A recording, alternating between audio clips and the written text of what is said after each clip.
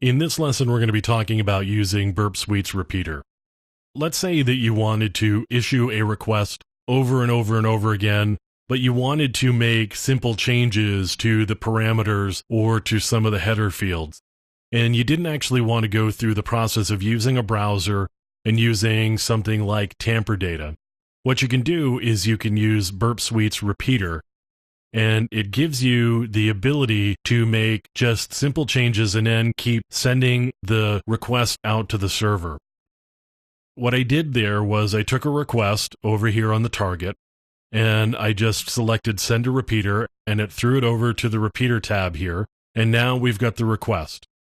The first thing I want to do is just issue the request and see what I get back. Let's see what happens if we change the post to a get in this case. And now I can say go, and I basically get the same thing back. Looks like post or get doesn't much matter here. And you can see I can just go in and I can change anything here. I could actually set that to yes, and I could set player to me, and then I could say go. And then we can take a look at the response that we got back. We can actually render it, and it looks like since it was a GET request and this is a CGI, there's not a post, and so it's not actually responding anything.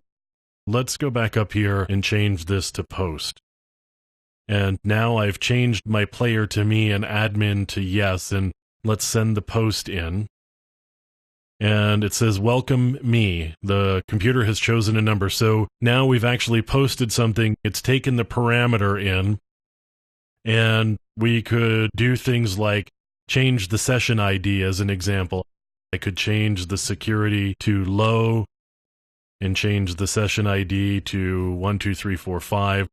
And now I could send this again.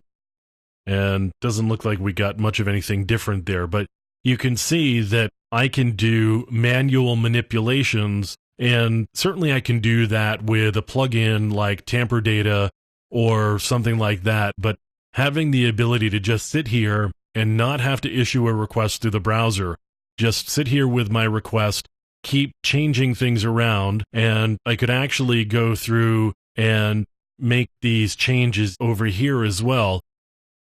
There's a lot of different ways we can do the manipulation on the request. Either we could do it raw, we can change the parameters, and then we could just keep sending it along. There's definitely some advantage to having this repeater here so that I can keep making slight changes and see what the response I get from the server is.